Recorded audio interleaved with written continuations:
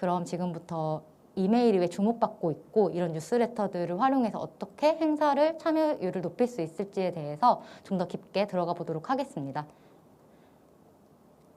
일단 이메일이 다시 주목받는 이유에 대해서 함께 알아보도록 할게요. 스티비는 2015년부터 총 4번의 이메일 마케팅 리포트를 발행했습니다. 국내 이메일 마케팅 현황과 인식 파악을 하기 위한 리포트를 발행했고 온라인 설문 총 333명의 응답 내용과 지난 1년간 스티비에서 발송된 이메일 중 12만 5,150개를 분석한 리포트를 이번 4월에 발행을 했는데요. report.stevie.com에 들어가셔서 보실 수도 있고요. 그리고 오늘 제가 강의를 하면서 이때 나왔던 인사이트들을 조금씩 설명을 드리면서 진행을 할 예정이에요. 사실 저는 스티비에서 일을 하고 있기 때문에 뉴스레터를 구독하고 있는 것도 정말 많고 그리고 이전 회사에서도 이메일 마케팅의 효과를 봐서 그런데 봤는데요. 그런데 정말 이메일이 효과가 있을까? 사람들이 나만큼 관심을 가지고 있을까? 이런 고민을 많이 해봤던 것 같아요. 그런데 저희가 리포트를 준비하면서 발견했던 데이터 중 하나는 스티비 월간 활성 사용자 수와 발송된 이메일 건수였습니다. 스티비 월간 활성 사용자 수가 지난해보다 2배 이상이나 성장을 했고요. 그만큼 스티비를 통해서 뉴스레터를 발행해보고 또 시도해보고 싶으신 고객들이 많이 늘어나고 있다는 거죠. 뿐만 아니라 실제 발송량도 2019년에는 2.8억이었는데 2020년에는 5.2억으로 86.2%가 증가한 것을 보실 수 있을 거예요. 제가 좀 너무 까매서 이 화면이 나오는 걸까요? 약간 개미같이 보이는 느낌이 드네요. 네, 개미처럼 열심히 말을 해보겠습니다. 네. 그리고 79.5%는 회사 단체에서 사업적인 목적으로 스티비를 사용하고 있더라고요. 아마도 여러분 지금 보고 계시는 분들도 회사 단체에서 사업적인 목적으로 어떻게 하면 뉴스레터를 잘 쓸 수 있을까 이런 고민을 많이 하시고 오셨을 것 같아요. 그런데 저희가 이번 리포트를 준비하면서 굉장히 재밌었던 거는 회사 단체가 79.5%라는 것뿐만 아니라 개인 발행인들도 굉장히 많이 늘었다라는 점이 재밌었고요. 뿐만 아니라 회사 단체에서 이메일을 발송할 때 상품 또는 서비스로서의 콘텐츠 제공이 아니라 그리고 서비스에 대한 구매 유도를 위해서 이메일을 발송하는 게 아니라 회사 단체의 소식을 전달함으로써 구독자와의 관계를 형성하기 위해서 이메일을 발송하고 있다는 점이 굉장히 흥미로웠습니다. 즉, 더 이상 이메일로 이 상품이 있으니 구매하세요. 저희 새 상품이 이것입니다. 하고서 그냥 콘텐츠만 리스트로 쫙 보내주고 빨리 이 메일을 보고 우리 사이트로 왔으면 좋겠다 라는 생각으로 이메일을 보내는 회사 단체보다 우리의 이야기를 전하고 우리가 어떤 마음으로 이런 상품을 만들고 서비스를 만드는지 그런 이야기를 전하면서 구독자와의 관계 형성을 하려고 하는 그런 시도를 하는 회사 단체가 많아지고 있다는 점이 주목할 만한 점 같아요. 사실 이메일만큼 플랫폼 의존 없이 고객과의 관계를 형성하기 좋은 오래된 커뮤니케이션 수단이 없거든요. 여러분이 지금 쓰시고 계시는 이메일이 언제 만들었는지 한번 생각해 보실까요? 저는 제가 가지고 있는 가장 오래된 이메일 중 하나는 초등학교 때 만든 이메일이에요. 어디 말하기엔 좀 부끄러운 아이디이지만 네, 그렇지만 그 이메일에 제가 아직도 접속을 할 수 있는데요. 접속해서 보면 예전에 사라졌던 서비스 이메일들이 보내져서 볼 수 있는 걸 확인할 수 있어요. 그럼 되게 신기했던 건 그런 서비스들은 없어졌지만 저의 이메일은 여전히 살아있고 이 데이터를 가지고 있는 회사는 저에게 메일을 보낼 수도 있겠다라는 생각이 들었습니다. 즉 플랫폼이 사라지더라도 고객의 데이터는 우리가 직접 소유하고 고객과 소통할 수 있는 거죠. 또한 1:1 커뮤니케이션이 실제로 뉴스레터를 발행해 보시는 발행인들이 많이 이야기하는 점인데요. 뉴스레터 발행인분 중 한 분은 퍼소나를 가지고 반말로 친근감 있게 뉴스레터를 보낸다고 해요. 그래서 뭐 안녕 로리야, 안녕 이벤터스야 이런 식으로 이메일을 보내는데 그러면 재밌게도 답장도 반말로 안녕 나 오늘 어땠어 이런 식으로 답이 온다고 하더라고요. 이게 참 신기했는데 사실 회사지만 퍼소나를 가지고 반말로 꼭 반말이 집중된 건 아니고요. 퍼소나를 가지고 회사의 캐릭터를 살려서 메일을 보냈을 때 그 받는 이가 되게 친근감을 느끼고 마치 1:1 커뮤니케이션을 하는 듯이 답을 보낸다는 거죠. 인스타그램이나 페이스북, 유튜브에 댓글을 달 때 종종 친구가 볼까봐 혹시 나를 어떻게 생각할까 고민이 돼서 댓글을 못 단 경험이 있진 않으신가요? 근데 뉴스레터 같은 경우는 그런 경험은 없는 것 같아요. 왜냐하면 우리 둘이 서로 1대1로 이야기를 하고 있으니까요. 그만큼 고객이 서비스에 대한 친근감을 갖기 좋은 커뮤니케이션 수단입니다. 또한 내가 구독하기로 결정한 것만 이메일 함으로 들어오기 때문에 정보나 광고에 대한 피로감도 덜한 것 같아요.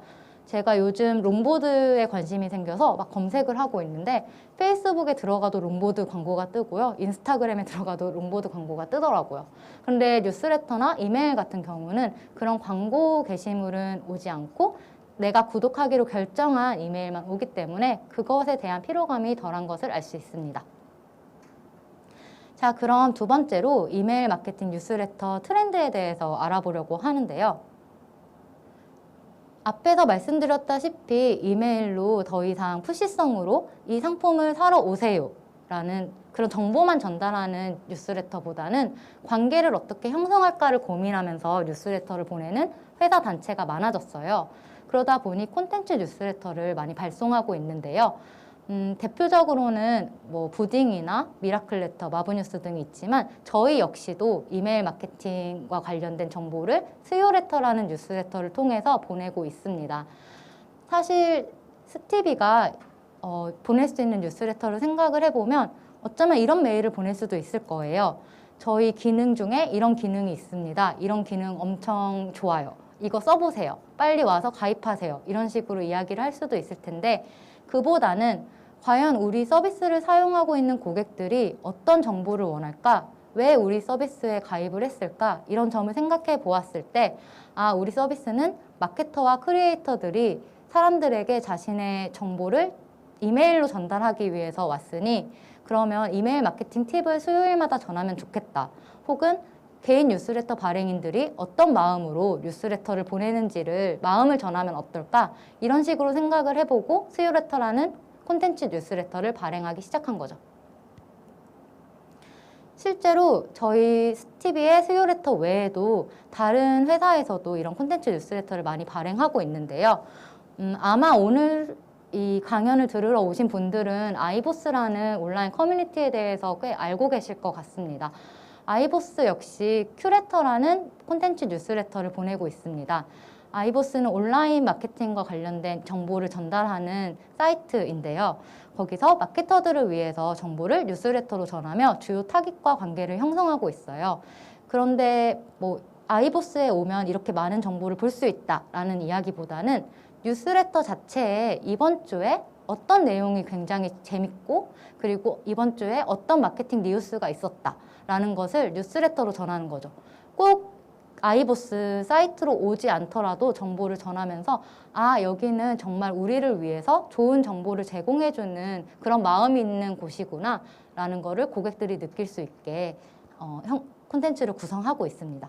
보시면은 뭐 고민 사연이라던가 뭐 보스들의 조언 그리고 인기글도 이런 많은 보스들이 보셨어요. 여기 보면 보스라는 표현으로 구독자들을 얘기하고 있기도 해요. 서비스의 시작부터 뉴스레터를 같이 시작하고 있는 회사들도 굉장히 많아졌는데요.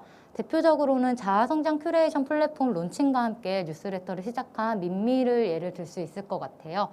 민미에서는 자아성장이라는 키워드와 맞게 나를 돌아볼 수 있는 다양한 콘텐츠들을 제공하고 사람들이 어떤 고민을 가지고 있는지 그리고 그 고민을 해결하려면 어떻게 하면 좋을지에 대한 답변도 뉴스레터로 표현을 하고 있어요. 그리고 서비스 시작과 함께 같이 시작했기 때문에 이 서비스가 이렇게나 성장을 했네. 이제는 이런 사이트도 만들었네. 이런 오프라인 공간도 만들었네. 라는 등으로 보는 구독자가 마치 성장하고 있는 서비스를 보는 그런 1대1 관계를 유지를 하면서 잘 관계를 쌓아나가고 있는 좋은 예라고 볼 수 있을 것 같습니다. 이처럼 콘텐츠 목적으로 뉴스레터를 발송하고 있는 회사가 정말 많아졌고 그리고 스티비 내에서도 가입 회원의 발송 목적을 물어보았을 때 콘텐츠 목적으로 발송하려고 가입을 했다라고 응답하시는 비율이 점점 늘어나고 있는 추세입니다. 그런데 저는 오늘 개인 뉴스레터 발행인들의 이야기도 살짝 하고 싶어요. 이유는 이번에 리포트를 발행하면서 너무 흥미로웠던 것은 대부분 이메일 마케팅 하면 사실 회사 단체가 보내는 거 아니야? 회사 단체가 우리 사이트에 들어오게 하려고 보내는 거 아니야? 라고 생각을 많이 하시는데 개인 발행인들이 5명 중 1명은 개인 발행일 정도로 많은 비율로 늘어났거든요. 그리고 개인 발행인들의 발송 목적은 퍼스널 브랜딩과 개인적인 즐거움, 만족감 획득 등 회사 단체의 발송 목적과는 조금 달랐습니다. 근데 제가 이 얘기를 드리는 이유는 이런 재미난 뉴스레터 그리고 새롭게 시도해 볼 수 있는 뉴스레터가 이메일의 사용 경험을 즐겁게 만들고 있기 때문이에요. 그런데 너무 신기하게도 개인 뉴스레터를 많이 구독하시는 분 혹은 아시는 분은 혹시 뉴스레터 구독하시는 거 있어요? 라고 물어봤을 때 저요 뭐 제2의 편지도 구독하고요, 귀짤단도 구독하고요, 뭐 위클리디도 구독하고요, 뭐 이런 식으로 개인 뉴스레터들을 막 얘기를 하시는데 어떤 분들은 개인 뉴스레터가 도대체 뭐예요? 라고 얘기하시는 분들도 되게 많아요. 그래서 제가 짧게 어떤 뉴스레터들이 있는지 소개해 보도록 하겠습니다. 우선 제2의 편지라는 뉴스레터를 소개해 드릴게요. 이건 음악, 영화, 아티클, 웹툰 등 취향 큐레이션 뉴스레터예요. 마케터가 보내고 있는 뉴스레터인데요. 그냥 수요일 퇴근길에 자신이 보면서 재밌었던 것을 그냥 공유하고 싶어서 저는 이번 주에 이 음악을 들었는데 이런 생각이 들었어요. 뭐 저는 조조소를 보고 있는데 여기서 마케터로서 이런 기분이 들더라고요. 이런 식으로 같이 보면 재밌을 것 같아요. 라는 취향을 공유하고 있습니다. 또 위클리디 같은 경우는 디자이너가 쓴 글이나 디자인 관련된 글을 수집해서 전달을 하고 있어요. 사실 마케터분들이라면 디자인에 대해서도 꽤 관심이 많으실 것 같고 어떤 게 트렌드이지 그리고 어떤 새로운 사이트들이 만들어지고 있을까 이런 게 궁금하실 텐데 저는 어디서 이런 정보를 구하시는지 모르겠는데 너무 재밌고 새로운 정보들이 막 이렇게 리스트업 돼서 오면 되게 뿌듯하고 좋더라고요. 근데 이런 식으로 자신의 직무를 앞에 표현을 함으로써 자신의 브랜딩으로 활용하고 있는 경우도 많은 것 같습니다. 디자이너와 관련된 뉴스레터 하면은 위클리디 하고 떠오르는 것처럼요. 이처럼 개인 뉴스레터 발행이 많아지면서 뉴스레터가 더 이상 스팸 혹은 뭐 프로모션 이런 식으로만 생각되는 것이 아니라 뉴스레터 되게 유용하지, 이메일 받는 거 좋은 것 같아, 내가 따로 찾아가지 않아도 나의 메일함에 내가 원하는 정보만 오니까 너무 좋아 라는 식으로 즐거운 이메일 경험들이 만들어지고 있어요. 저는 이러한 현상이 그 회사 단체에서 뉴스레터를 만들 때도 굉장히 좋은 영향을 줄 거라고 생각을 합니다. 왜냐하면 이메일을 받는 것 자체, 이 경험 자체가 좋아야 회사 단체의 뉴스레터 중에서도 이거 한번 구독해볼까? 라는 생각이 들기 때문이죠. 저희 역시 이렇게 새로운 시도를 하는 분들을 위해서 크리에이터 트랙이라는 프로그램을 만들어서 제공을 해드리고 있는 상황이고요. 제가 오늘 행사와 관련된 이야기, 행사 참여를 이끄는 이메일 마케팅 활용법에 대해서 이야기를 한다고 했는데 이메일 마케팅, 이메일 뉴스레터에 대한 이야기를 앞쪽에서 되게 많이 드렸죠. 사실 이 말을 꼭 드리고 싶기 때문에 이 앞에 이야기를 했습니다. 우리가 이메일을 생각해 볼게요. 아니요, 전화를 한번 생각해 볼게요. 저희가 070이나 모르는 번호로 오는 전화 받으시나요? 받을까 말까 되게 고민이 되실 거예요. 그리고 받고 나서 혹시 그 전화가 스팸이었거나 불쾌한 전화였다면 이 전화를 다시 받고 싶지 않아서 차단을 하거나 어떻게 다른 받지 말자 이런 식으로 저장을 하시기도 하실 것 같은데요. 이처럼 이메일도 똑같다고 저는 생각합니다. 모르는 사람이 보내면 읽고 싶지 않고요. 그래서 관계와 신뢰를 쌓을 수 있는 콘텐츠 뉴스레터들을 여러분이 행사 참여를 이끄는 이메일이라고 하더라도 그 전에 어떻게 우리가 고객들과 관계를 쌓을까?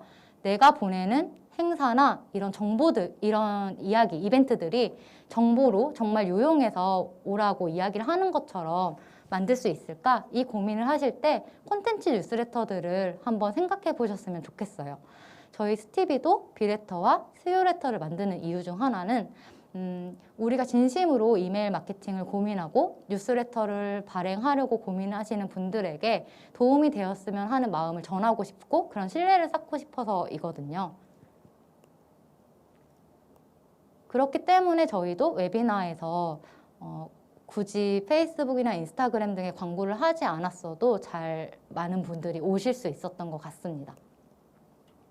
더 이상 뉴스 이메일은 뭐 광고에서 마케팅, 브랜드로 이어지고 있는 것 같아요.